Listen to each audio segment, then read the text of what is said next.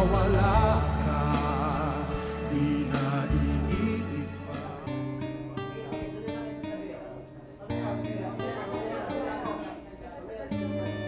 Mr. Salgado, condolence po.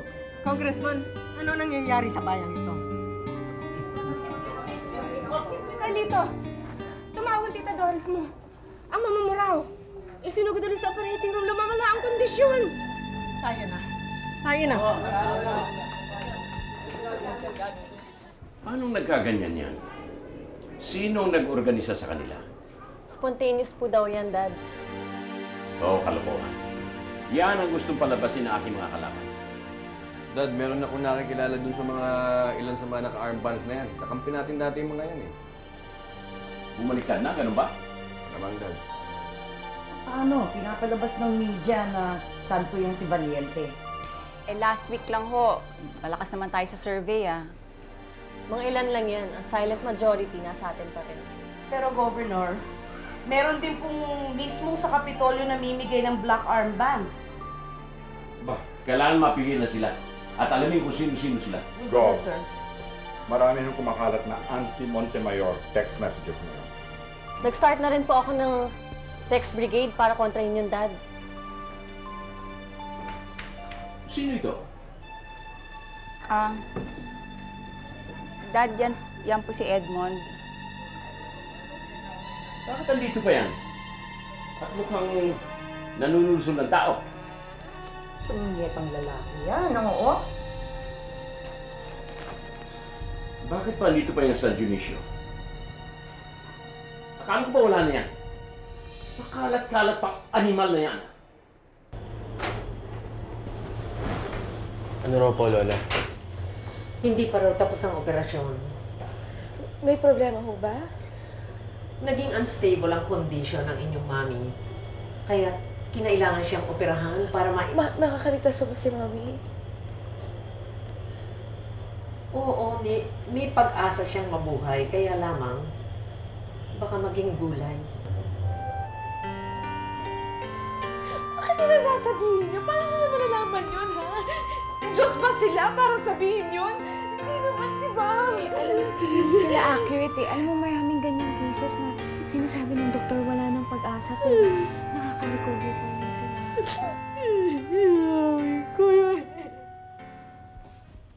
Kilala sa kanyang mga progresibong panukalang batas si Congressman Carlos Valiente. Mahal siya ng marami at iniidolo ng kabataan. Nakilala rin siya sa kanyang tapang sa pagbunyag ng mga katiwalian sa gobyerno. Bago pumasok sa politika, si Congressman Valiente ay isang matagumpay na negosyante at napabilang sa listahan ng one of the most successful businessmen of Asia. Justin?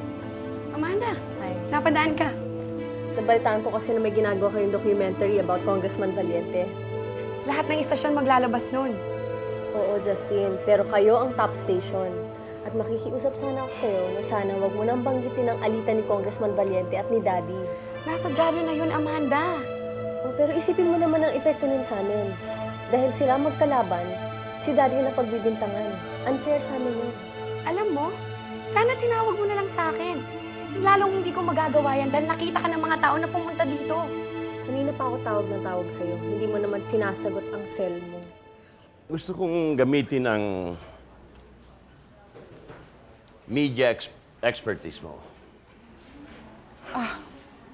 Well, Leandro, hindi mo kailangan hingin yan sa akin.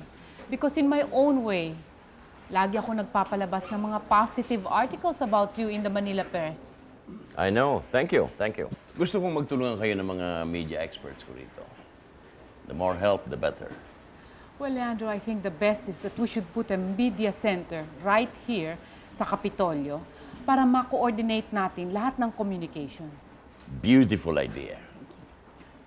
May isang bagay pa, Sharina. Si Lucinda. Alam mo, Leandro, lahat ng ginawa ni Lucinda, desisyon niya yon. Yung pag-asawa niya, yung kasal niya, at pagkuha niya kay Valiente bilang ninong. Sa kanya yon. Wala akong kinalaman doon. I know. Wala na sa akin yun. As a matter of fact, nakatulong pa nga yung pagiging ninong ni Valiente. Dahil kumpare ko ngayon ang taong ginagawa nilang bayani. Anong gusto mo mangyari kay Lucinda? Well, sabihin mo lang sa kanya na huwag na niyang dagdagan pa. Ayaw na niya akong kilalanin bilang ama. Fine with me. Pero huwag na niyang gagatungan pa ang mga taong galit na sa akin. Dahil hindi lang ito labang ko. Laban nating lahat. Marla, please calm down, okay? There's really no need for you to start panicking. Namatay si Congressman Valiente and you want me to calm down?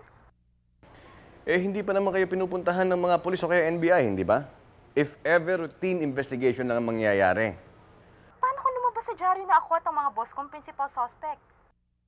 Eh, bakit naman mangyayari yon? Eh, dun sa sexual harassment case, pwedeng baluktutin yun para palabasing, alam mo na, baka mag-imbento sila. Teka, baka naman mamaya meron talaga kinalaman yung mga boss mo sa pagpatay kay Valiente. How dare you? Hindi kami ganyan maglaro. Okay, alright. Alright, relax, calm down, okay? Ganito gawin mo. Maglabas kayo ng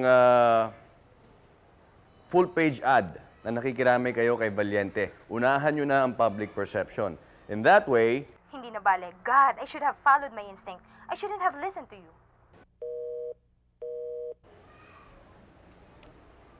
Carlito, merong mga nakakarating sa aking mga balita. Totoo ba ang dinig ko na girlfriend mo raw ang isa sa mga anak ni Governor Montemayor? Opo.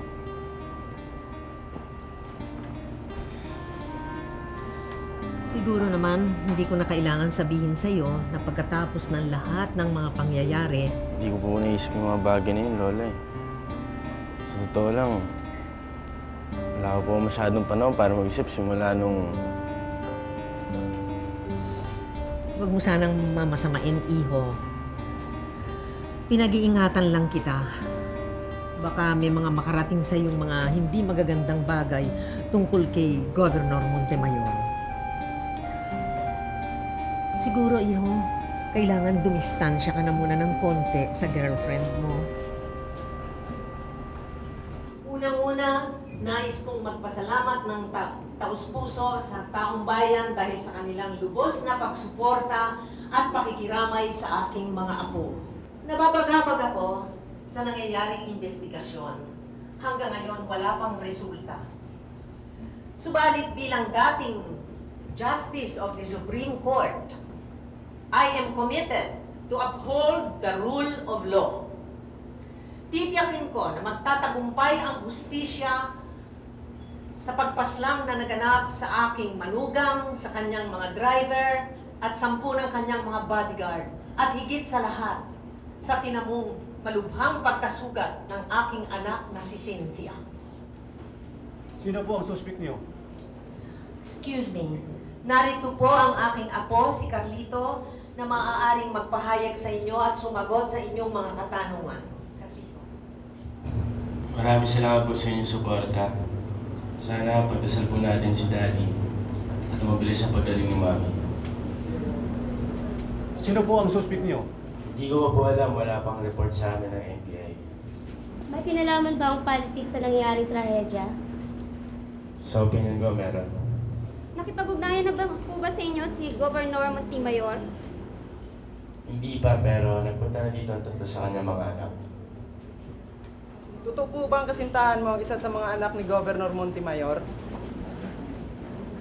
Opo. Oh, pare, sa'yo. Pare, meron na ako niyan. Sama naman kayo sa noise barrage ng oposisyon. Pag dumating na dito yung bangkay ni Congressman Valiente. Siyempre, pare. Galit ka ba sa mga Montemayor? Bakit mo tinatanong? Ang dami kasing kumukontra sa mga Montemayor eh. Nakakapagtaka. Matagal na may kim-kim na mga galit ang mga yon. Eh ikaw, bakit ka naka-armband? Makikisakay ka lang yata eh. Galit din ako sa mga pumatay kay Valiente. Pero hindi ako siguradong si Montemayor ang gumawa na. Sila ang gumawa nun. Maniwala ka sa akin. Lahi ng kriminal ang mga Montemayor. Pinapunta ka rito ni Governor. Daddy, Lucinda, kahit baliktarin mo pa ang mundo, ama mo pa rin siya. Kung kailan namimiligro siya sa pwesto niya, tsaka niya ako naaalala. Lucinda, hindi naman niya sinasabi na huwag mo siyang kontrahin. Kaya lang, ngayong panahon ng krisis, sana manahimik ka na muna. At ano, susunod ako? Dahil natatakot ako? Naubos na takot ko, Amanda. Pagkatapos ako muntik patayin ni Alberto. Lucinda, iba si Alberto, iba si Daddy. Iisa lang yun. Walang ginagawa si Alberto nang hindi niya nalalaman. Pwede ba, Lucinda? Huwag mo na lang gawin para kay Daddy. Gawin mo na lang para sa akin, kay Mami, para sa atin. Takot kayo na pag bumagsak si Daddy, maghihirap kayong lahat. Tayong lahat. Hindi ako takot maghirap, Amanda. Dahil ang lalaking pinakasalan ko mahirap, wala akong problema sa ganun. Pwede ba? Tigil niyo na pagsuot nito, ha? Hindi mo na ako maaasahan. Umalis ka na. Kalaban ko na si Governor. Cynthia, alam ko naririnig mo ko. Hanggat kaya mo, huwag kang bibitaw. Nawala na ng ama ang mga anak mo. Kawawa naman kung mawawalan pa rin sila ng ina. Pero kung talagang nahihirapan ka na, huwag kang mag-alala. Nandito ako. Hindi ko pababayaan ang mga bata.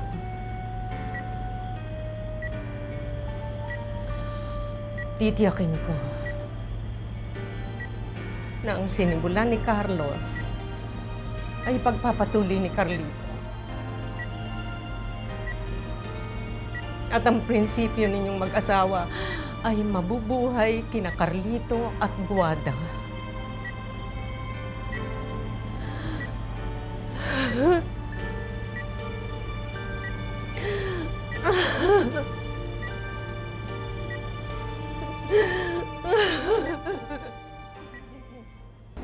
Sino tinatawagan mo? Wala. Ano? Yung sinasagot yung phone? Aba, siguro nahihiya na yan dahil sa ginawa ng daddy niya. May sakit daw siya eh. Naniwala ka naman. Carlito, mahiya ka naman sa kaluluwa ni daddy. Alam mo, kung may kinalaman talaga yung daddy niya dito, sigurado naman ako hindi niya gusto yun eh. Kung may kinalaman? Bakit? Malabo pa rin ba sa'yo yun? Malinaw na nga sa lahat eh. Sa'yo, malabo pa rin. You wanna know the truth, ha, Carlito? Nagsisisi ako bakit pinakilala ko sa yung babaeng yan.